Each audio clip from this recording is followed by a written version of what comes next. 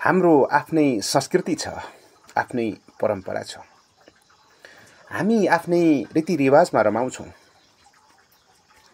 यस्तै परम्परा संस्कृतिलाई जोडेर आज हामी गाउँदेखि बाहिर एकान्तमा गएर गरिने पञ्चावली पूजामा आधारित छौँ। खासमा पञ्चावली पूजा भनेको के हो, यो किन गरिन्छ र के पूजा गरिन्छ, खासमा कहिलेबाट पूजा गर्न थालियो, यसै विषयमा रहेर भलाकुसारी समेत गरेका छौँ। विशेषतः प्रकृति पूजा एक परम्परा आजका पुस्ताले कसरी अनुसरण गर्ने हो एक सामग्री लिएर आएका छौँ। पञ्चावली पूजा हो प्रत्येक वर्ष गरिने यो पूजा। यो वर्ष पनि साबिकको वडा नम्बर 9बाट जाङ पातल सामुदायिक वनभित्र गरिँदैछ। हामी यहाँ देख्न सक्छौँ स्थानीय मनबहादुर पुन, मनबहादुर दर्लामी र रामबहादुर पुनको टिमले यहाँ पूजा आजाको लागि चाहिँ तयारी भइरहेको छ। हामी यहाँ देख्न सक्छौँ।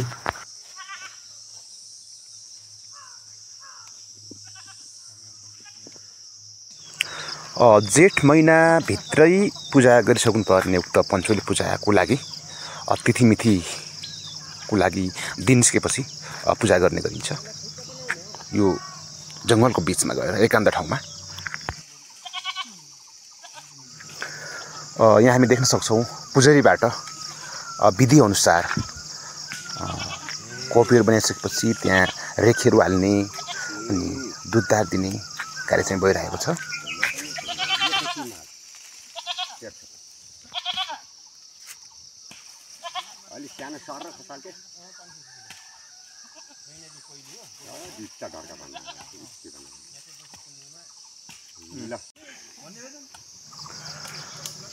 र रेखी हालिसकेपछि र त्यहाँ चढाउनु पर्ने रोटीको लागि यहाँ पुजारीबाट तयारी गरेको हामी देख्न सक्छौँ।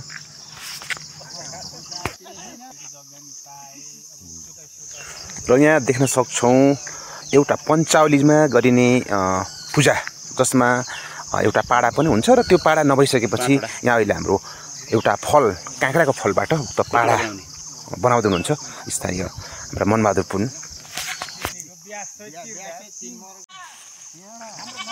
उक्त पञ्चावली पूजामा गरिने एउटा पाडा अनि भेडा, पाडाको लागि हामी काँक्राबाट उक्त पाडा तयारी गर्दै हुनुहुन्छ भने भेडाको लागि नरिवल र काँक्रा हामी यहाँ देख्न सक्छौँ।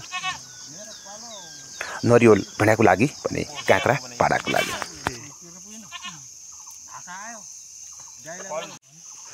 यो नरिवल चाहिँ भेडाको लागि र उहाँले चाहिँ उक्त नरिवल रङ्गाउँदै हुनुहुन्छ यो भेडा मानेर।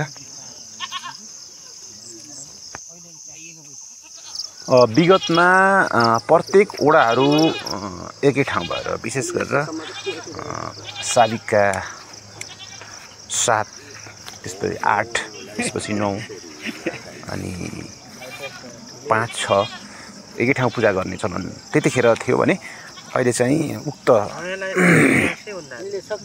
चलनलाई प्रत्येक साबिकका ओडाहरूले आफ्नो तरिकाले चाहिँ पूजा गर्ने चलन रहिआएको छ।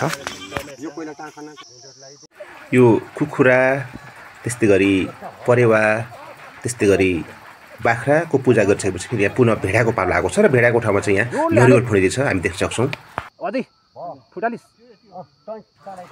यो भेडाको ठाउँमा नरिवल फुलिसकेपछि पुनः पाडाको पालो आउँदैछ र पाडाको ठाउँमा चाहिँ हामी काँक्राको बलि दिँदैछौँ हामी यहाँ देख्न सक्छौँ।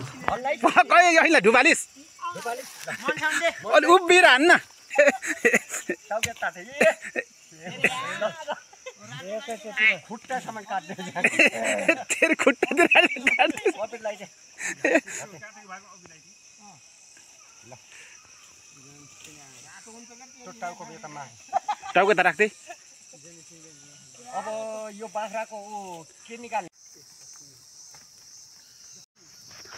यो पहिला पञ्चावली पूजा भन्ने बाजे कतातिर गर्नुहुन्थ्यो, यहाँ भन्दा अरू कसरी गर्नुहुन्थ्यो? अब पञ्चावली पूजा भन्ने पहिला वार्ड मिलेर गर्थे के 3 वार चार वर्ष हुन्थ्यो कुरा ढैनडाँडा ढुङ्गी भन्ने गाउँ भएको केटाका यहाँ छाप चाल्दा भन्ने यता नेता माइडाँडा सबै भन्ने होइन जम्मै जम्मा भएर हो साहेब हो ल लुगा धो भोलि पञ्चल पूजा हो भन्नाले आज भोलि पूजा हो नि आजको दिन चाहिँ सबै सफा सुग्घर यताउता सुगर सफाइ हो नि हो साहेब हो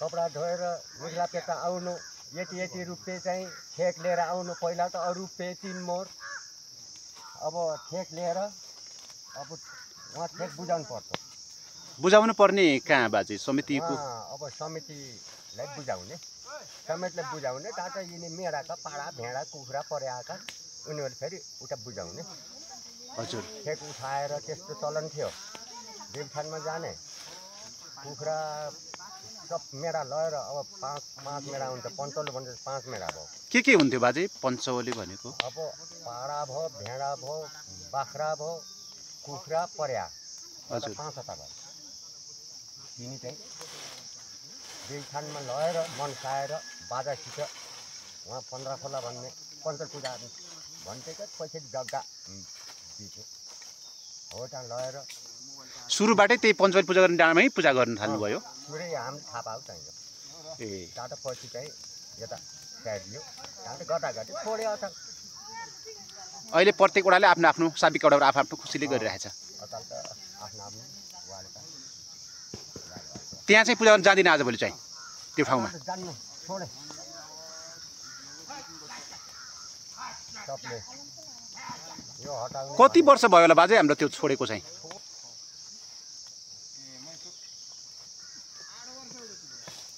ए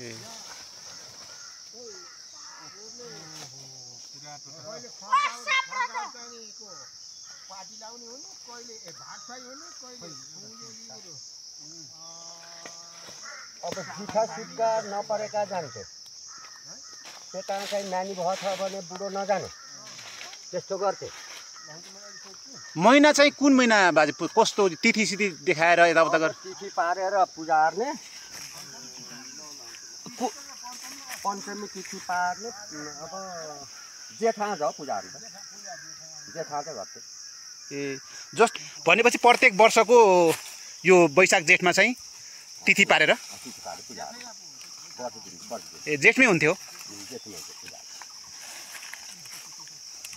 हामी त्यहाँ छोडेपछि प्रत्येक वडाले चाहिँ प्रत्येक वर्ष आफू आफू तरिकाले पूजा गर्न थालेछ आफ्नो आफ्नो वार्डमा पूजा गर्ने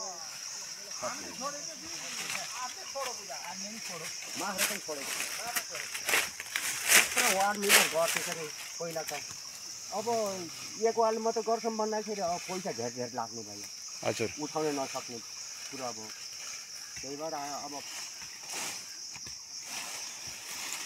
अहिले पूजा गर्दाखेरि हाम्रो यो पाडाको ठाउँमा चाहिँ कुनै त्यस्तो फलफुलहरू गराएर अब अहिले हामीले त्यही चलाइएको छ पाडा र भेडाको ठाउँमा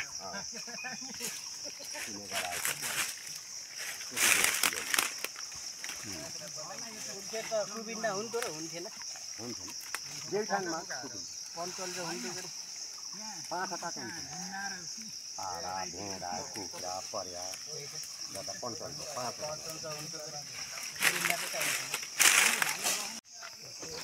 र विधिअनुसार पूजा गरेर सकिसकेपछि पुजारीका मेढारो लिएर चाहिँ टिम केही पर जाँदैछ र त्यहाँ गएर चाहिँ उक्त मेढा पकाउने र खाने चलन रहेको छ हामी त्यो पारीको डाँडातिर जाँदैछौँ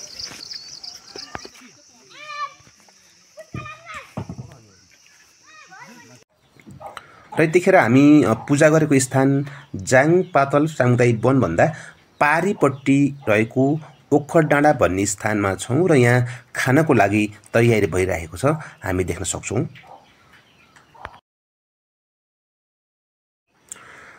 र यस पूजामा प्रत्येक घरबाट नितान्त पुरुष मात्र आउन पाउनुहुन्छ, महिलाहरू आउन पाउनुहुन्न। पहिल्यैबाट महिलाहरूले आउन हुँदिन, खान हुँदिन भन्ने चलन पहिलेबाट चलिआएकोले पनि त्यसको प्रभाव अहिलेसम्म चाहिँ परेको देखिन्छ। त्यसमा पनि जुन घरमा जुठा पर्नु भएको छ, सुत्का पर्नु भएको छ, त्यहाँबाट चाहिँ पुरुष पनि आउन पाउनुहुन्न। त्यस्तै गरेर गर्भवती महिलाका श्रीमान, त्यस्तै मिन्स हुनुभएका महिलाका श्रीमान पनि यो पूजामा आउन हुँदैन भन्ने चलन छ र उहाँ चाहिँ आउन पाउनुहुन्न। नितान्त चोखो भएर आउनुपर्छ भन्ने चलन रहिआएको छ। र पूजा खान आउने जो कोही पनि बिहानैदेखि भोको पेट बस्ने चलन छ। जबसम्म पूजा सकिँदैन तबसम्म उहाँहरूले केही पनि खान पाउनुहुन्न। त्यो चलन चाहिँ अझै पनि यथावत रहिआएको छ। त्यस्तै खाना खाइसकेपछि अन्तिममा जब पूजा खाइसकिन्छ र अन्तिममा दट्युन खाइन्छ। दट्युन नखाइकन कुनै पनि खानेकुराहरू खाना हुँदैन भन्ने चलन छ। त्यसैले पनि अन्तिममा घर जानुभन्दा अगाडि सबैले दट्युन खाइन्छ र अनि मात्र घर घर गइन्छ।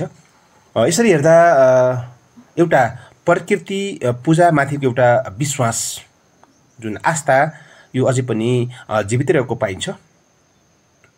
र अहिलेका पुस्ताले पहिल्यैबाट यो अनुसरण गर्दै आइरहेको पनि पाइन्छ। यसरी हेर्दा एउटा प्रकृति पूजामाथिको विश्वास र आस्था अझै पनि ताजै रहेको चाहिँ हामी देख्न सक्छौँ।